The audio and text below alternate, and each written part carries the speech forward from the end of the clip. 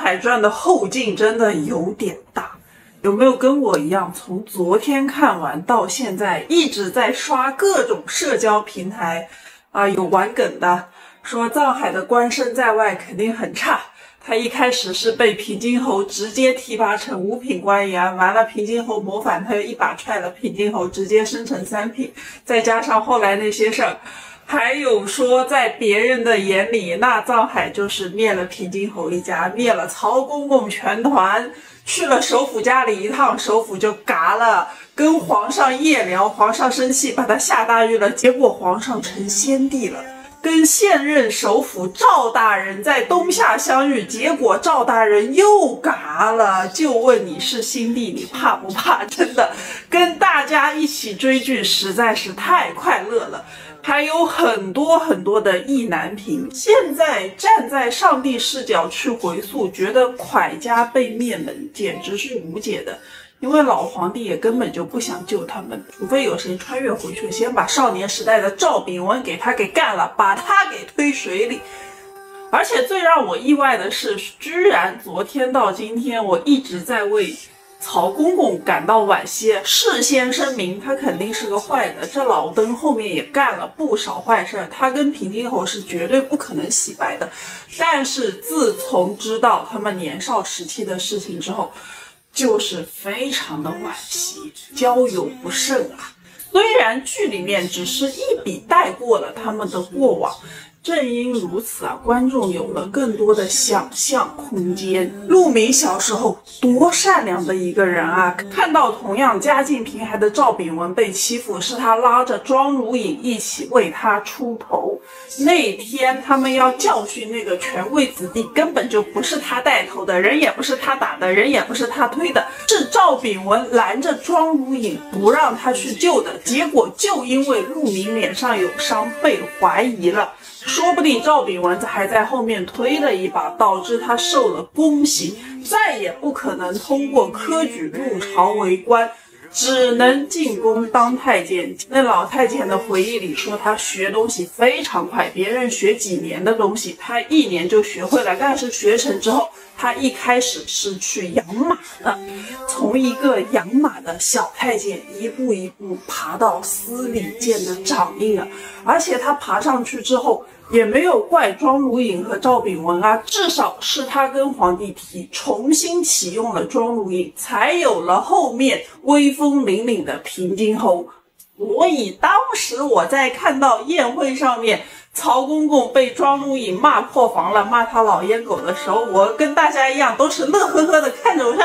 这老太监怎么这么容易破防呢？结果昨天看到那一段的时候，一直到今天刷到了很多内容，都在想庄如影你怎么能骂得出口呢？你怎么可以这么骂他？别人都可以这么说他，但是你难道不知道他当年是为什么会变成这样的吗？就是最亲近的人最能戳你的伤口。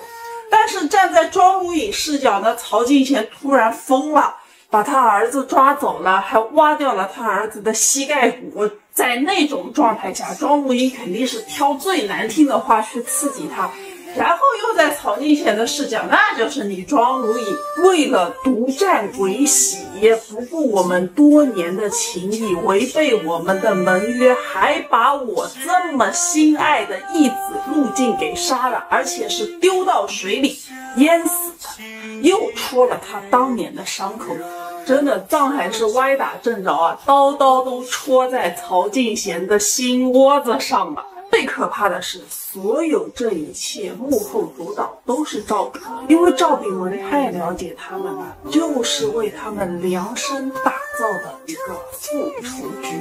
直到他们死前都没有供出赵秉文。曹敬贤死前可是认真托孤给赵秉文的，把陆淹和石泉托付给他，结果呢又把人家托付给你的一子一女当工具人，咔咔忽悠人家，帮你复完仇之后一顿杀啊！很久没有见到这样纯坏的反派了，真的纯坏。而且我们观众全程都是藏海视角，我们得到的信息并没有比藏海多多少，所以在藏海看不见的地方，那些朝堂戏份并没有铺开来讲，反而是给了观众很大的空间去挖掘，就像暗示朝堂里面的关系变化。曹公公喜欢古玩，所以古玩的价格攀升。后来曹公公走了之后，11平的势力开始扩大，他喜欢字画，所以字画的价格攀升。就这么几句台词，已经给我们描绘出来了朝局的变化。诸如此类的地方还有很多很多，非常值得深扒，所以我已经准备去2刷了，我要拿放大镜看。赵炳文才是大庸第一恶童吧？臧海顶多是给人翻翻白眼，把人扔猪圈里，那赵炳文干的都是啥事儿？庄如影和曹静贤小时候对他那么好，长大了说算计人家就算计人家，而且根本就看不出来他对他们有什么感情。如果不是他最后自己说出跟他们2个人的过往，在大庸学宫那2个人是多么照顾他，让他不受欺负，根本就不会想到，臧海也想不到，观众也想不到，很多人前面不相信赵炳文就是第3人，就是觉得看上去他们3个人也没有什么交集啊，庄如影和曹静贤凭什么跟他合作呢？现在知道了吧？不光是跟他们合作，而且所有的一切都是赵炳文主导的，灭门蒯家也是赵炳文主导的，但是庄如影和曹静贤永远都不会知道，就在灭门的当晚，赵炳文又回去救出了蒯夺的儿子，已经开始了下一步的计划，精心培养他，让他去向庄如影和曹静贤复仇。多么的可怕，此人心机得多么的深沉。而且赵炳文从来都不把人命放在眼里啊，管你是天皇贵胄还是平民百姓，只要阻碍了他的道路，全都杀。没有想到高明师傅那么忠心耿耿的为他直接赐了一杯毒酒给他，多么狠啊，他连皇帝都算计进去。直到昨天都还有很多人在猜11平才是第3人，结果今天35集没过多久，直接11平就嘎了。当时我还在想，那赵炳文做的也忒明显了吧，这不是明摆着告诉臧海我有问题吗？怎么赵炳文带着臧海一到府上，10大人就嘎了呢？陆烟进来盯的那把剑也太有指向性了吧，就盯在那个画的后面，后面拿开来，哎，就是鬼喜和童宇。没想到赵炳文真的是老谋深算，早就已经把臧海给算计进去了。他就赌臧海会拿走童宇不给皇帝，就赌皇帝的猜忌，连皇帝对蒯夺的猜忌都算计在里面了，而且还利用了曹公公托孤给他的义子和义女啊。陆烟是心甘情愿去替他干事，最后自尽的。曹公公临终前托孤的时候，绝对想不到赵炳文会这么对待他留下的人。如果以赵炳文的视角来看，这10几年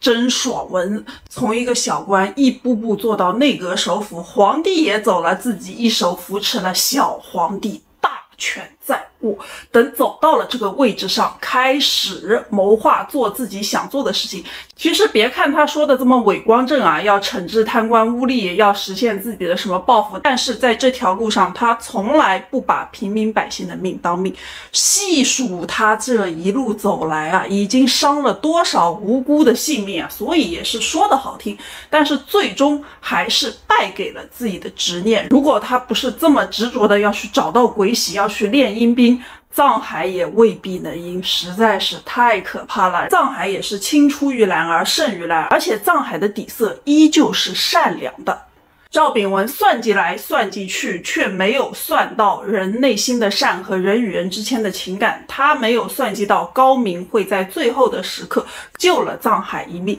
也没有想到庄二内心还留了那么一点点善，当然更多的也是精致的利己主义，最后倒戈向臧海。整个《臧海传》追下来的追剧体验超级无敌棒啊，每天都有新梗，每天都有丰富的2创可以看，所以什么时候可以安排个第2季呢？你看还埋了伏笔的嘛，他们把鬼喜带走了，接下来可以展开鬼喜的故事。《臧海传》大结局看完了，注定是个不眠之夜。首先要惊叹编剧的叙事轨迹，反转永远放在答案之后。你以为你看透了，其实你看错了。当观众自信地写下答案的时候，其实故事才展开真正的谜面。你能猜到的表象永远只是诱饵。真正的机关始终藏在你意想不到的视觉盲区。我追这一路最大的感受就是，编剧把观众当仇人整啊！你看起来它是一部复仇爽剧，但它从来不会让你爽到顶点，观众只能反复经历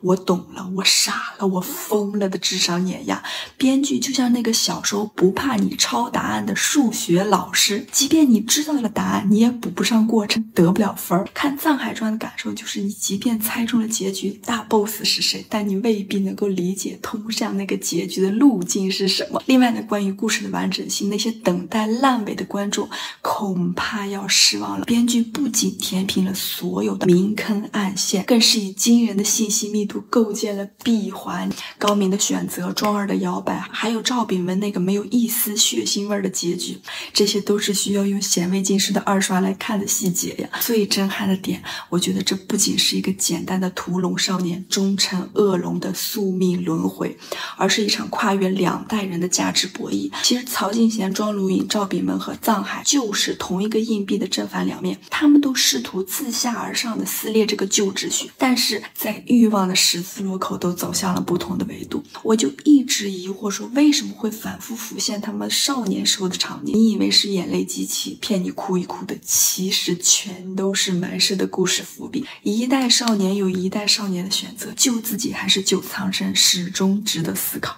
当庄二、香安图、藏海站在一起的时候，才是真正的闭环。特别值得玩味的是，藏海和赵炳文的终极对峙，一下就让你想起了故事第1局面具人把智奴从暗道里提起来，但这一次藏海是把赵炳文留在了暗道里，独自离开。这么相似的场景真的完成了时空重叠，既像是一场权力的交接，更是个人的价值选择。大家以为屠龙少年终成恶龙，但偏偏藏海就是那个回到人间的少年，这不是宿命，这是选择。而当剧情走到了最后10分钟，藏海辞官，庄二回府，八公子进入了大庸学府，冥冥之中又看到了上一代人的影子，不得不感叹，这就是一场关于选择和轮回的史诗表达。最后还想说一句，追《藏海传》很爽，我真的很期待他能得奖。